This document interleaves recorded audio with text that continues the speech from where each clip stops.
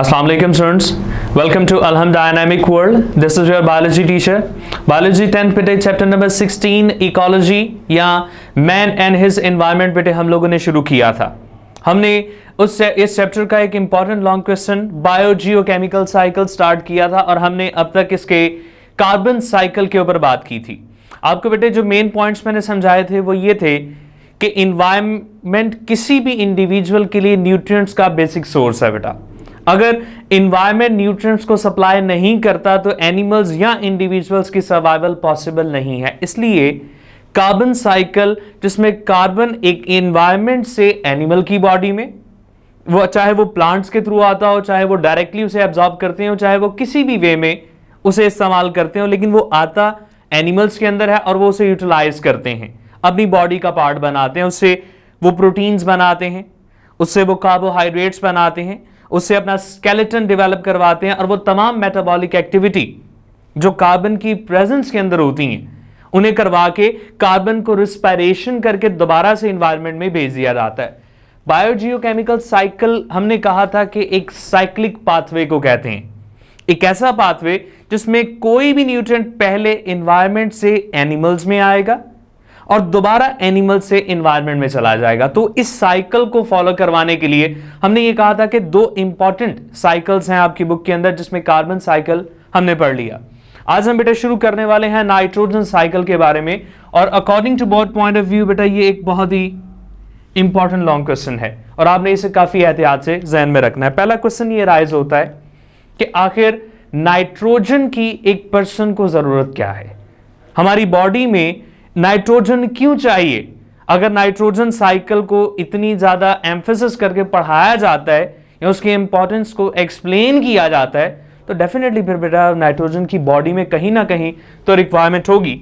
एक पर्सन की बॉडी में जितने भी ऑर्गेनिक कंपाउंड्स हैं, स्पेशली उसमें जो प्रोटीन्स आती हैं, ऑर्गेनिक कंपाउंड्स, और वो ऑर्गेनिक कंपाउंड जिसे प्रोटीन की कैटेगरी में हम रखते हैं, उसमें जितने भी अमाइनो एसिड्स होते हैं उन अमाइनो एसिड का सेंट्रल पार्ट, वहां पर एक amino group in the form of NH2 मौजूद होता है बेटा. तो अमाइनो एसिड जो कि प्रोटीन्स के पॉलीमर्स हैं उनके अंदर नाइट्रोजन पाई जाती है. तो अगर मैं ये कहूं कि एनिमल्स की बॉडी में प्रोटीन्स बनाने के लिए नाइट्रोजन की जरूरत होती है तो ये बात ठीक है. एक पर्सन की बॉडी में हर सेल में तकरीबन बेटा 50 to 60% प्रोटीन्स होती हैं, चाहे वो एंजाइम्स की फॉर्म में हो, चाहे वो मेम्ब्रेन्स की फॉर्म में हो, चाहे वो स्ट्रक्चर्स की फॉर्म में हो, किसी भी फॉर्म में हो. हमारी बॉडी की ये जो स्किन है ये प्रोटीनीशियस है, हमारे मसल्स जो हैं वो भी प्रोटीन्स हैं. तो प्रोटीन्स इतनी ज्यादा हमारी बॉडी में है तो इसका मतलब है कि नाइट्रोजन भी इतनी ही ज्यादा हमारी बॉडी में मौजूद होंगी. इसके अलावा एक पर्सन की बॉडी का जो न्यूक्लिक एसिड है, न्यूक्लिक एसिड दो तरह के होते हैं बेटा. एक होता है राइबो न्यूक्लिक एसिड जिसे RNA की कैटेगरी में रखा जाता है, ribo nucleic acid the RNA. और एक होता है बेटा deoxy ribo nucleic acid. RNA हो या DNA हो, इन दोनों कंपाउंड्स के अंदर नाइट्रोजन काफी ज्यादा पाया जाता है. अब DNA और RNA कितना है और उसके लिए नाइट्रोजन कितना चाहिए, इस बात को समझने के लिए मैं आपको सिंपली बेटा इतना कह सकता हूं कि अगर एक पर्सन की बॉडी में ट्रिलियन सेल्स हैं, वैसे इससे ज्यादा भी हो सकते हैं, हर सेल के अंदर RNA और DNA मौजूद होता है. DNA अगर ओपन किया जाए, हर क्रोमोसोम के ऊपर जो DNA मौजूद है अगर उसे एंड टू एंड ज्वाइन किया जाए तो यहां से मार्स तक बेटा 6 चक्कर बन सकते हैं.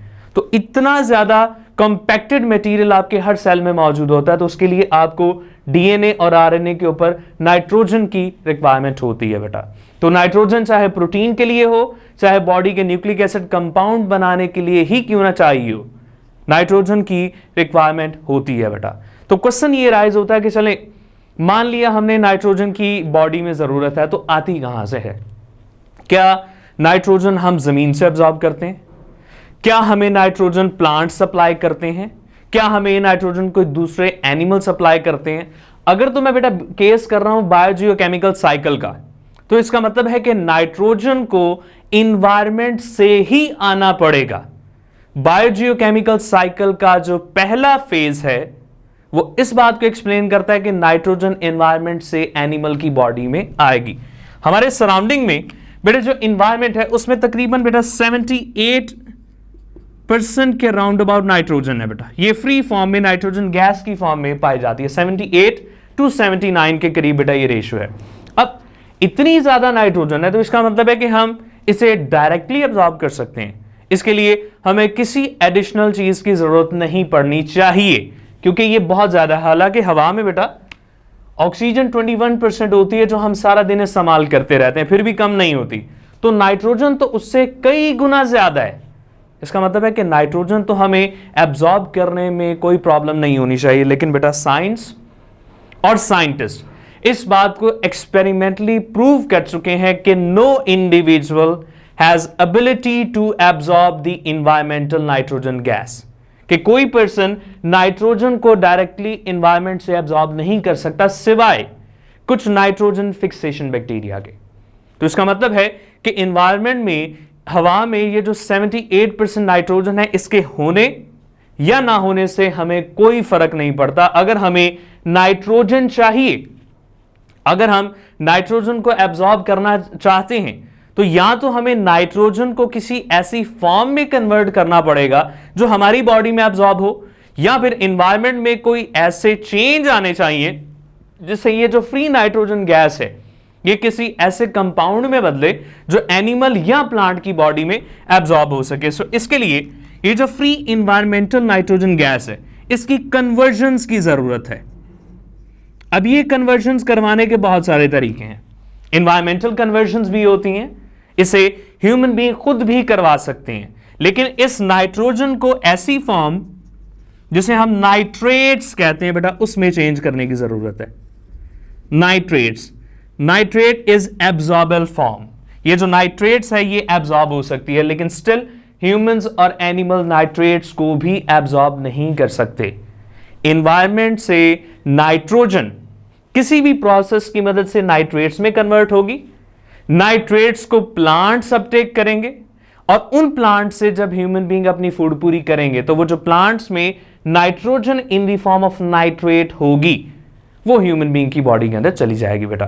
तो हमारा अभी पहला प्राइम कंसर्न ये होगा कि नाइट्रोजन नाइट्रेट्स में कैसे कन्वर्ट होगी और उसे प्लांट कैसे एब्जॉर्ब करेंगे। तो इसका मतलब है कि हमें अब फोकस करना है कि नाइट्रेट कहां पर बन रहे हैं, कैसे बन रहे हैं और कितने बन रहे हैं और वो कैसे प्लांट एब्जॉर्ब कर रहे हैं। ये हमारे नाइट्रोजन साइकिल के कुछ इंपॉर्टेंट स्टेप होंगे बेटा जिन्हें हम यहां पर अभी वन बाय वन करके पढ़ेंगे। नाइट्रोजन साइकिल का सबसे पहला फेज बेटा जिसमें एनवायरमेंटल नाइट्रोजन गैस कन्वर्ट होती है इनटू द नाइट्रेट्स, उसे हम कहते हैं बेटा nitrogen fixation. Nitrogen fixation, the first step in the nitrogen cycle. Nitrogen cycle का सबसे पहला मरहला, इस मरहले में मैं सिंपली बेटा आपको ये बता देता हूं कि हमारा जो बायो जियो केमिकल साइकिल है, हमारा जो बायो जियो केमिकल साइकिल का है पहला फेज कंप्लीट होता है। इसमें एनवायरनमेंट से नाइट्रोजन आएगी और उसे कन्वर्ट किया जाएगा इन दी नाइट्रेट्स। अब एनवायरनमेंट से नाइट्रोजन को नाइट्रेट्स में कन्वर्ट करने का ये जो फिनोमेना है इसी फिनोमेना को नाइट्रोजन फिक्सेशन कहते हैं। आपका पहला पॉइंट डेफिनेशन भी बन सकता है। तो आप ये बताएंगे the process in which environmental nitrogen fixation is converted into the absorbable form nitrates. This phenomena is known as the nitrogen fixation. इस phenomena को nitrogen fixation कहते हैं और ये तीन तरीकों से होती है। नाइट्रोजन फिक्सेशन एनवायरनमेंट की नाइट्रोजन को नाइट्रेट में चेंज करती है और उसके तीन फिनोमेनाज हैं। सबसे पहला स्टेप इसे कहते हैं बेटा environmental nitrogen fixation. Environmental nitrogen fixation. So सबसे पहला हमारा स्टेप होगा इन्वायरमेंटल नाइट्रोजन फिक्सेशन के एनवायरनमेंट किस तरह से एनवायरनमेंट अपनी नाइट्रेट्स में फॉर्मेशन में इन्वॉल्वमेंट शो करता है। तो एनवायरनमेंट के अंदर बेटा यहां पर ये है जी फ्री नाइट्रोजन। पहला प्रोसेस एनवायरनमेंट के अंदर थंडरस्टॉर्म और लाइटनिंग के प्रोसेस होते हैं। हर वक्त जिस वक्त किसी भी नाइट्रोजन गैस के मॉलिक्यूल से नाइट्रेट्स बनाने के लिए ये जो प्रोसेस है शुरू होता है। थंडरस्टॉर्म और लाइटनिंग नाइट्रोजन गैसेस से जब पास करती हैं तो ये नाइट्रोजन के ऑक्साइड्स में बदल जाते हैं, इनकी ऑक्सीडेशन हो जाती है।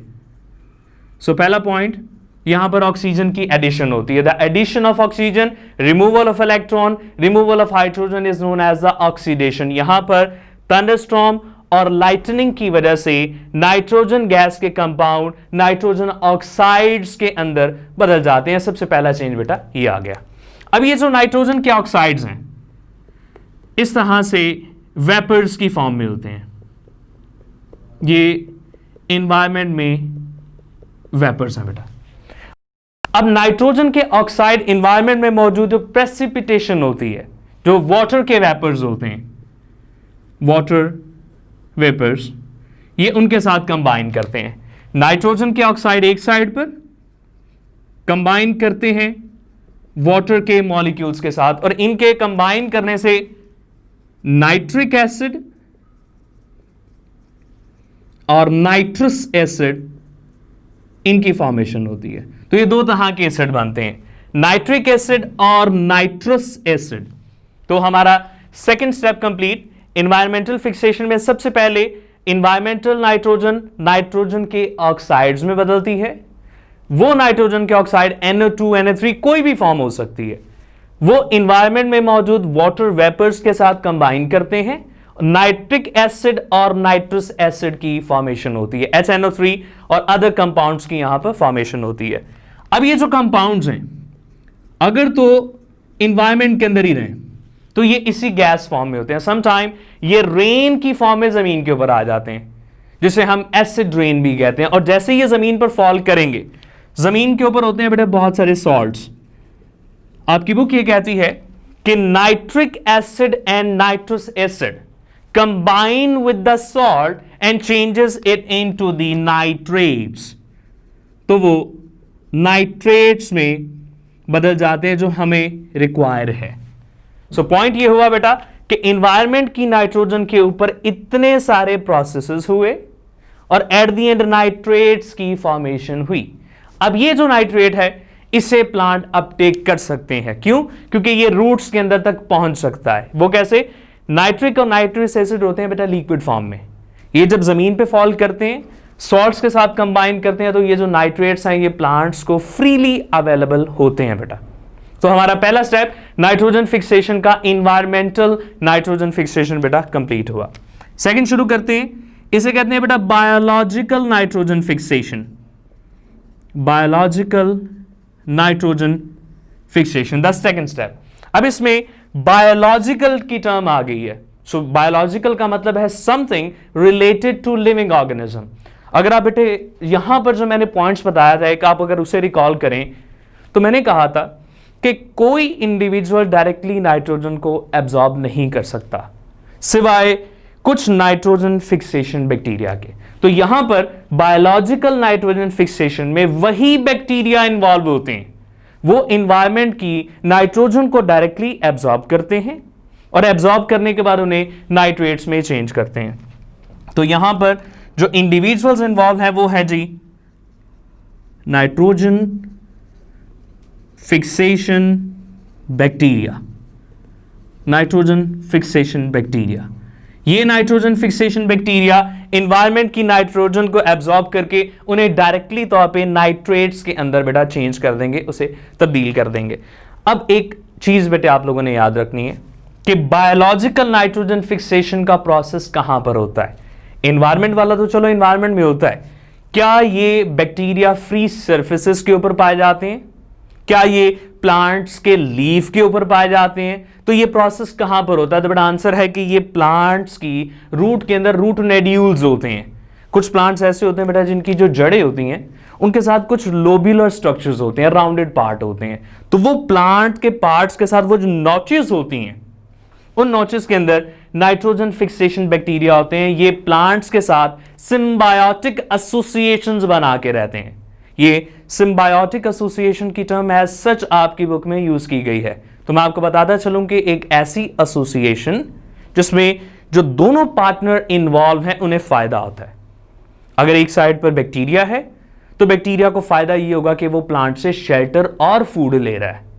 प्लांट को फायदा ये है कि वो इन्वायरमेंट से डायरेक्टली नाइट्रोजन को एब्जॉर्ब करके प्लांट को नाइट्रेट बना के दे रहा है। प्लांट्स की रूट को ज्यादा फंक्शन करने की जरूरत पड़ती ही नहीं है।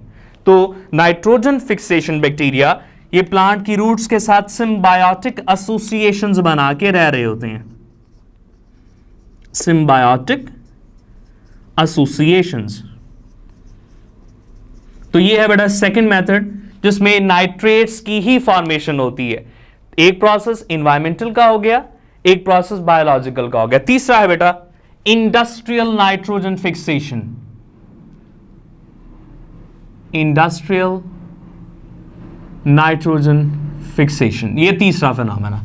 इंडस्ट्रियल नाइट्रोजन फिक्सेशन एक ऐसा फिनोमेना जिसमें ह्यूमन बीइंग की इन्वॉल्वमेंट होती है बेटा। एक ऐसा फिनोमेना जिसमें कोई भी इंडस्ट्रीज के जो पर्संस होते हैं वो हाईली पावर्ड मशीन्स का इस्तेमाल करते हैं। वो क्या करते हैं, इन्वायरमेंट से नाइट्रोजन एब्जॉर्ब करवाते हैं उन मशीन्स के जरिए। उन मशीन्स को हाई पावर्स के साथ एक्टिवेट करवाने के लिए उनके पास कुछ रिएक्टेंट्स होते हैं। अब वो क्या करते हैं, उसे हाई पावर के साथ हाइड्रोजन से कंबाइन करते हैं। नाइट्रोजन एनवायरमेंट से ली, हाइड्रोजन उन्होंने खुद सप्लाई की और एज अ रिजल्टेंट वो अमोनिया की फॉर्मेशन करवा लेते हैं। इस अमोनिया को सॉल्ट्स के साथ कंबाइन करते हैं और वेरियस प्रोसेसेस इसके ऊपर अप्लाई करके इसे नाइट्रेट्स में बदल देते हैं।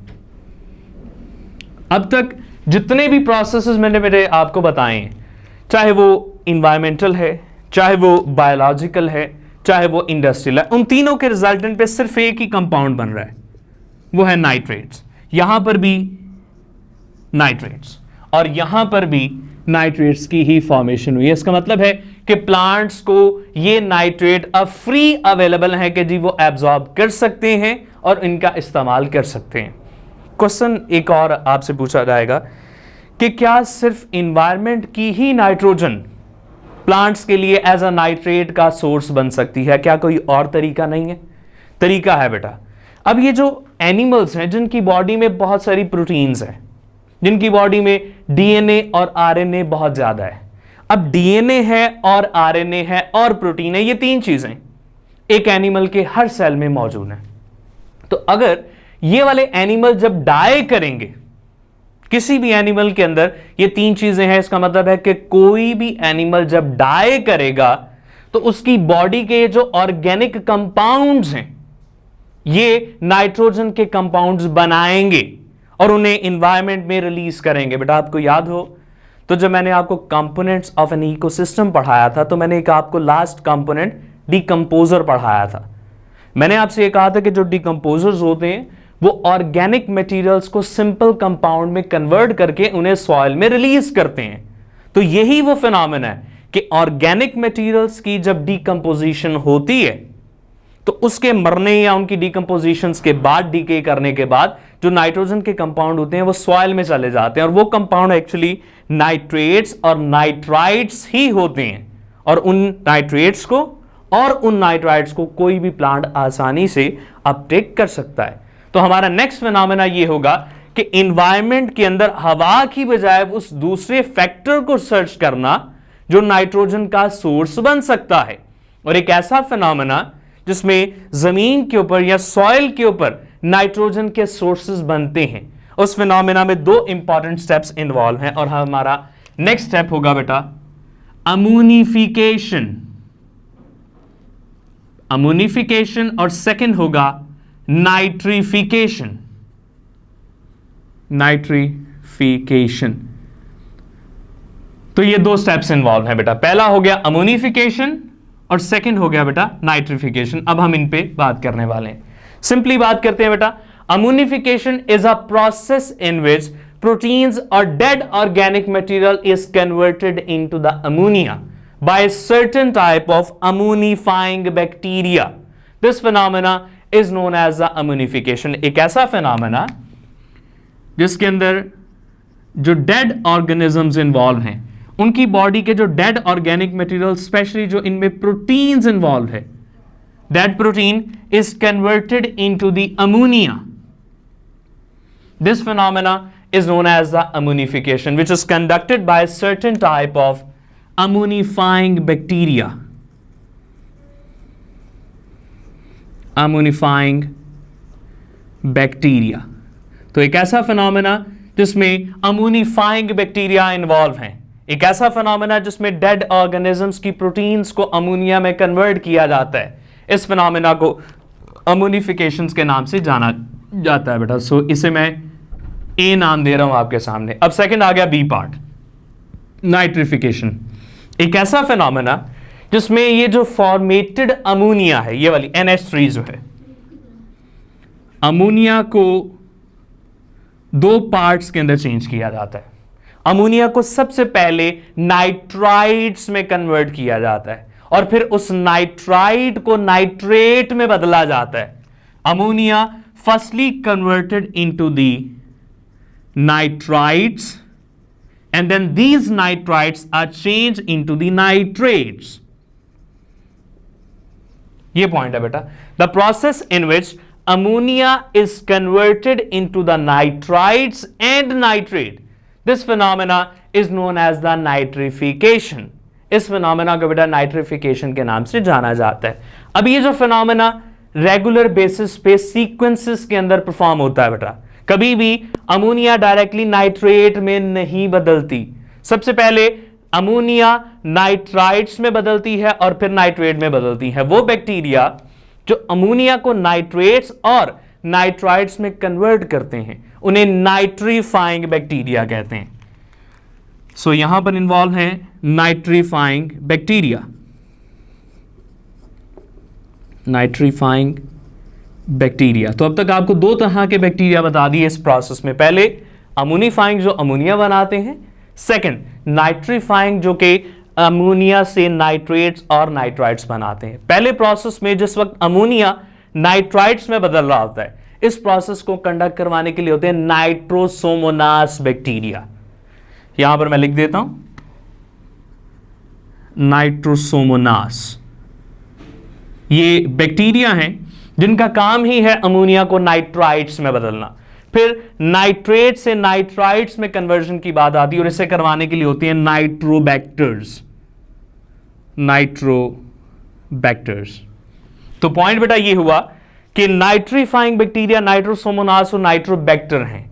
सबसे पहले नाइट्रोसोमोनास इन्वॉल्व है, फिर नाइट्रोबैक्टर आते हैं और एट द एंड वही प्रोडक्ट बनता है जो हर रिएक्शन के आखिर पर बनता है, and that is the nitrates. तो अब तक जितने भी प्रोसेसेस हुए, चाहे वो इन्वायरमेंटल नाइट्रोजन फिक्सेशन था, नाइट्रेट्स बने, बायोलॉजिकल नाइट्रोजन फिक्सेशन था तो नाइट्रेट्स बने, इंडस्ट्रियल नाइट्रोजन फिक्सेशन था तो नाइट्रेट्स बने, अमोनिफिकेशन और नाइट्रिफिकेशन था तब भी नाइट्रेट बने। अब सॉइल के अंदर बेतहाशा नाइट्रेट है। अगर उस सॉइल के अंदर कोई भी प्लांट लगाया जाएगा तो वो बहुत जल्दी ग्रो करेगा। दरअसल बेटा नाइट्राइट की प्रेजेंस का होना सॉइल की फर्टिलिटी की इंडिकेशन है। कुछ सॉइल्स होती हैं फर्टाइल और कुछ होती हैं इनफर्टाइल, उनमें बहुत सारे फैक्टर्स इन्वॉल्व हैं और उसमें से एक जो बड़ा फैक्टर है वो है प्रेजेंस और एब्सेंस ऑफ नाइट्रेट। जिस सॉइल के अंदर नाइट्रेट फ्री होंगे, ज्यादा होंगे, वहां पर प्लांट्स की ग्रोथ और क्रॉप्स की यील्ड बहुत ज्यादा अच्छी होती है, क्योंकि प्लांट्स को ज्यादा मेहनत नहीं करना पड़ती चीजों को एब्जॉर्ब करने के लिए, नाइट्राइट्स फ्री फॉर्म में अवेलेबल हैं। तो क्वेश्चन ये है बेटा कि चले मान लिया प्लांट्स के पास नाइट्रेट्स थे, प्लांट्स ने सॉइल से उन्हें एब्जॉर्ब कर भी लिया, लेकिन अभी भी बायोजियोकेमिकल साइकिल का पहला फेज पूरा नहीं हुआ। क्योंकि पहले फेज में मैंने ये कहा था कि एक ऐसा साइकिल जिसमें एनवायरनमेंट से एनिमल की बॉडी में ट्रांसफर होते हैं, लेकिन ये चीजें अभी तक प्लांट्स के पास पहुंची हैं, एनिमल्स के पास नहीं आई हैं।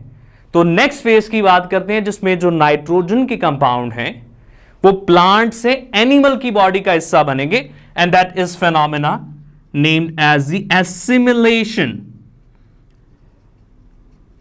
Assimilation, the process in which nitrogenous compounds absorbed from plant's body to the animal. The process in which absorbed nitrogen from the plant is converted into the various product of the animal. दो बातें हुई बेटा। पहली बात मैंने कहा कि plant से नाइट्रोजन के कंपाउंड एनिमल में गए, दूसरा मैंने कहा कि एनिमल ने उन कंपाउंड्स को इस्तेमाल करके अपनी बॉडी के पार्ट्स बनाए। क्या बनाया? प्रोटीन बना लिया, डीएनए और आरएनए बना लिया। तो एसिमिलेशन में प्लांट से जितने भी नाइट्रोजन के कंपाउंड्स हैं वो सारे के सारे एनिमल्स में गए और उन सारे एनिमल्स ने उन नाइट्रोजन के कंपाउंड्स को इस्तेमाल करके अपने बॉडी के पार्ट्स या अपनी बॉडी के अंदर उन्हें इस्तेमाल किया। तो इस फिनोमेना को एसिमिलेशन कहा जाता है। अब हमारे बायोजियोकेमिकल साइकिल का पहला फेज कंप्लीट हुआ बेटा, कि जिसमें एनवायरनमेंट की नाइट्रोजन इस पूरे प्रोसेस को फॉलो करते हुए एनिमल की बॉडी के पार्ट्स का हिस्सा बनी। अब बारी आती है बायोजियोकेमिकल साइकिल के दूसरे फेज की, जिसे हम कहते हैं बेटा दोबारा से एनिमल की बॉडी से नाइट्रोजन निकलेगा और वो एनवायरनमेंट में चला जाएगा। उसके भी दो तरीके हैं। पहला तरीका कि एनिमल डाई करे, उसकी डेथ हो, डेथ होने के बाद अमोनिफिकेशन और नाइट्रिफिकेशन हो और वो दोबारा से एनवायरनमेंट में चला जाए। सेकंड तरीका जो आपकी बुक में लिखा है उसे हम कहते हैं denitrification. Denitrification Denitrification is a process in which nitrates are converted into the nitrites. Nitrates को नाइट्राइट्स में और नाइट्राइट्स को एनवायरनमेंट के लिए फ्री नाइट्रोजन में चेंज करके एनवायरनमेंट के अंदर रिलीज कर दिया जाता है। And that process is conducted by certain type of denitrifying bacteria. Denitrifying bacteria तो एक ऐसा फिनोमेना जिसके अंदर डीनाइट्रीफाइंग बैक्टीरिया एनवायरनमेंट के अंदर मौजूद नाइट्रेट को नाइट्रोजन में कन्वर्ट करते हैं। इस फिनोमेना को डीनाइट्रिफिकेशन कहा जाता है। बेटा यहां पर एक क्वेश्चन राइज हो सकता है। क्वेश्चन ये है कि सर आपने अभी कहा था कि नाइट्रोजन तो प्लांट्स के लिए बहुत ज्यादा जरूरी है। अगर प्लांट्स को जरूरी है तो फिर उसकी डीनाइट्रिफिकेशन क्यों हो रही है, वो एनवायरनमेंट में क्यों जा रही है? बेटा देखें, कुछ जगहों पर नाइट्रोजन और नाइट्रेट्स मौजूद तो होते हैं लेकिन वहां पर प्लांट्स ही नहीं होते। अब वहां पर प्लांट नहीं है, उस नाइट्रेट को इस्तेमाल करने के लिए कोई एजेंट नहीं है, तो वो वहां पर फ्री फॉर्म में नहीं पड़ी रहेगी। उस जगह के जितने भी बैक्टीरिया होंगे वो फ्री नाइट्रेट्स को पिघलाकर, ब्रेक करके, तोड़कर उन्हें दोबारा एनवायरनमेंट में रिलीज करेंगे। आपकी बुक के साइड बॉक्स में एक इंपॉर्टेंट बात उन्होंने ये लिखी कि एक्सेस डीनाइट्रिफिकेशन हार्मफुल होती है सॉइल की फर्टिलिटी के लिए। अगर एक जगह पर ज्यादा डीनाइट्रिफिकेशन हो रही है, अगर ज्यादा नाइट्रोजन बन रही है, नाइट्रेट्स टूट रहे हैं, तो उस जगह पर अगर आप प्लांट्स लगाते हैं तो वो कभी भी ग्रो नहीं करेंगे। वो जगह इनफर्टाइल लैंड के अंदर बेटा चेंज होना शुरू हो जाएगी। तो यही था बेटा हमारा सेकंड पॉइंट कि अब एनवायरनमेंट से नाइट्रोजन वापस उनके अंदर चली गई।